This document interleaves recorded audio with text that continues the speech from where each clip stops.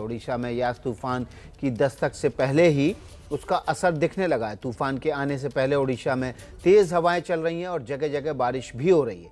हम आपको दिखा रहे हैं ओडिशा के बालासोर की दो तस्वीरें। तेज हवाओं की वजह से बालासोर में पेड़ गिर गए हैं, वहीं बलरामगढ़ी में पानी जमा हो गया है।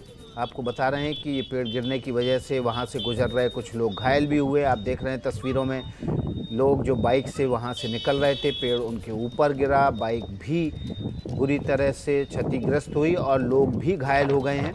ये तस्वीरें बालासोर ओडिशा की हैं और इसलिए हम बार बार अपील भी कर रहे हैं कि अब तूफ़ान का असर दिखने लगा है। सड़कों पर मत गुजरिए, घरों में रहिए, सुरक्षित ठिकानों पर रहना ही ज़्यादा अच्छा है।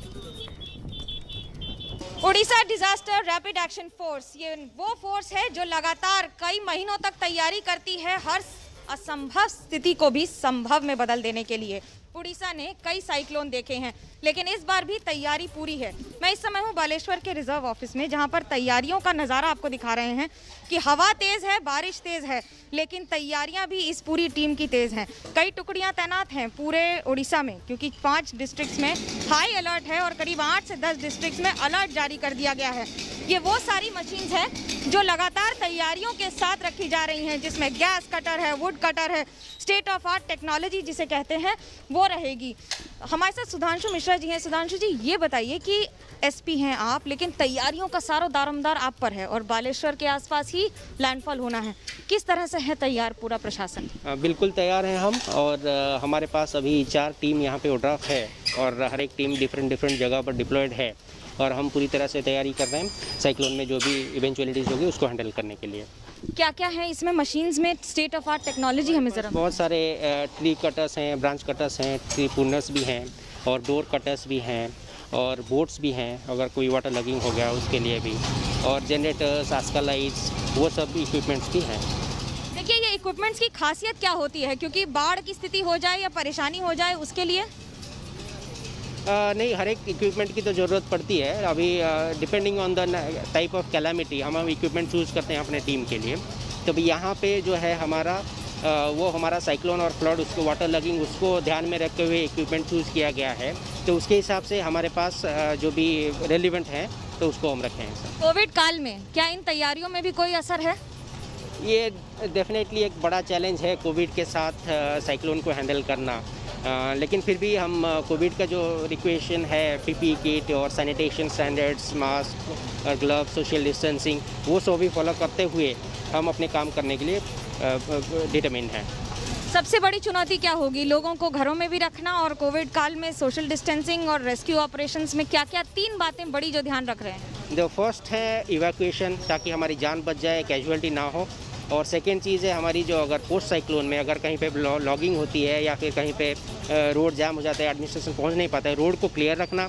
और तीसरी प्रायोरिटी होगी हमारे पे लोगों के पास जो राशन सामग्री है, जो एसेंशियल नीड्स हैं, उसको फुलफिल करना। प्रशासन पूरी तरह से मुस्तैद है, तैयार है, लेकिन आपको ये तस्वीरें बता रही हैं कि इस मुस्तैदी और इस तैयारी को सिर्फ कागजों में नहीं रखा गया है, लेकिन ज़मीनी स्तर पर उतारा जा रहा है। हर फोर्स, हर व्यक्ति, हर वो व्यक्ति जो इसमें कहीं ना कहीं अपनी भूमिका निभाता है, उसे पूरी तरह निभाने की भी कोशिश कर रहा है। कैमरा पर्सन मान के साथ मनोज्ञा लोईवाल, बालेश्वर, उड़ीसा, एबीपी न्यूज़। तो आपने मनोज्ञा लोईवाल की ये रिपोर्ट देखी, किस तरह से ग्राउंड ज़ीरो पर तैयारियां चल रही हैं इस यास तूफान से निपटने के लिए, उसके असर को जल्द से जल्द ख़त्म करने के लिए किस तरह से गैस कटर से लेकर would cutter, generators, torch, light, तमाम वो इंतजाम राज्य प्रशासन की तरफ से किए जा रहे हैं। ये तस्वीरें आप दो देख रहे हैं, बालासोर की तस्वीर है जहाँ पर एक पेड़ गिरने की वजह से राहगीर घायल हो गए हैं, उनकी बाइक बुरी तरह से चोटिल हो गई है, लोग भी वहाँ पर चोटिल हुए हैं। और दूसरी तस्वीर है बालेश्वर की, जहां पर तूफान आने से पहले हुई भारी बारिश की वजह से जल जमाव हो गया है, पानी भर गया है पूरे इलाके में। ये तस्वीरें बता रही हैं कि चक्रवात यास की वजह से ओडिशा में जो बारिश हुई है उसकी वजह से अभी से उसके असर दिखना शुरू हो चुके हैं।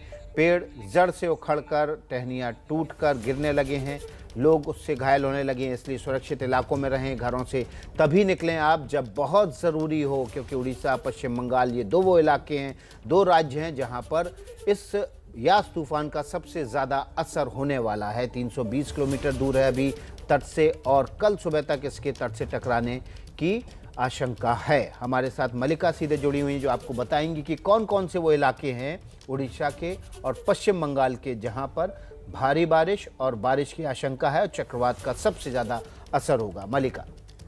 बिल्कुल विकास, देखिए ये जानकारी दर्शकों के लिए जाननी बहुत अहम हो जाती है और एबीपी न्यूज पर चक्रवात यास से जुड़ी एक एक तस्वीर हम लगातार ग्राउंड जीरो से भी आप तक पहुंचा रहे हैं। मौसम विभाग ने ये चेतावनी जारी कर दी है कि आने वाले 24 घंटों में चक्रवात यास बेहद गंभीर हो जाएगा। बुधवार को बंगाल और ओडिशा के तट से ये टकराएगा और इसकी तबाही से ज्यादा नुकसान ना हो, इसी के मद्देनजर एहतियाती कदम भी उठा लिए गए हैं। अब टच स्क्रीन के माध्यम से जरूरी जानकारी आपको बता देते हैं कि बंगाल में इसका कहां असर आपको देखने को मिल सकता है।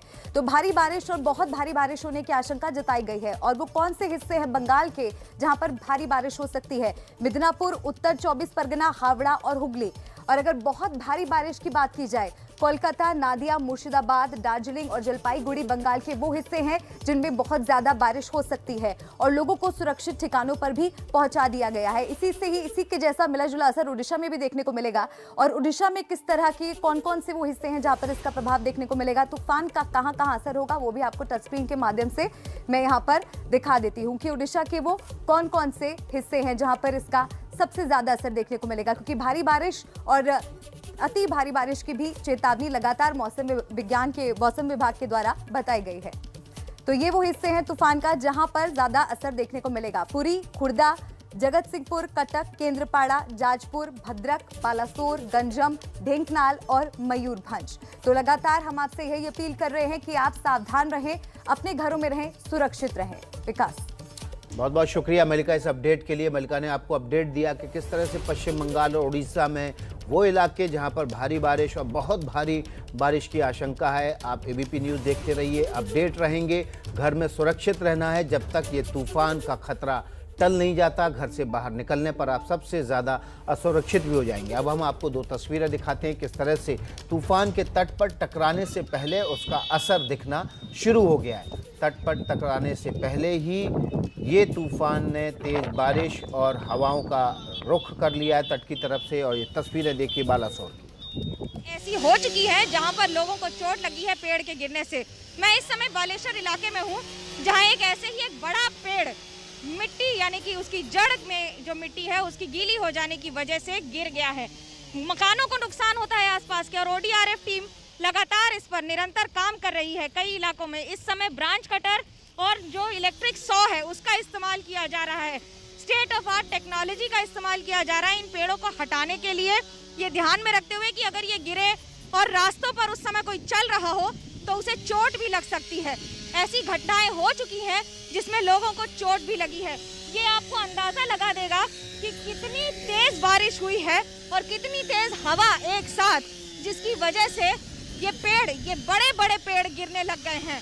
ओडीआरएफ की खासियत है यानी कि Orissa disaster rapid action force अधिकतर साइक्लोन या फिर जिस तरह की नेचुरल कैलामिटीज है उसके बाद काम करती है, लेकिन अब आइडेंटिफाई करके इस तरह के पेड़ भी काटे जा रहे हैं और ये काट कर पेड़ को हटाया जा रहा है। उसका कारण है कि अगर ये पेड़ गिरा तो यहाँ पर इलेक्ट्रिक पोल्स हैं, ये इलेक्ट्रिक के तार हैं, ये बिजली के तार हैं जो ये तोड़ सकता है, तोड़कर गिरा सकता है और इन पेड़ों की गिरने की वजह से बिजली की सप्लाई भी बाधित हो सकती है। यहाँ तक कि आसपास के मकान पर अगर जोर हवा से गिरा तो लोगों का भी नुकसान हो सकता है और जान का भी। अब चुनौती कोविड काल में ये भी है कि लोगों को घर में रखा जाए सुरक्षित, और वहीं दूसरी ओर सड़कों पर इस तरह की व्यवस्था। कैमरा पर्सन मान के साथ मनोज्ञा लोईवाल, बालेश्वर, ओडिशा, एबीपी न्यूज।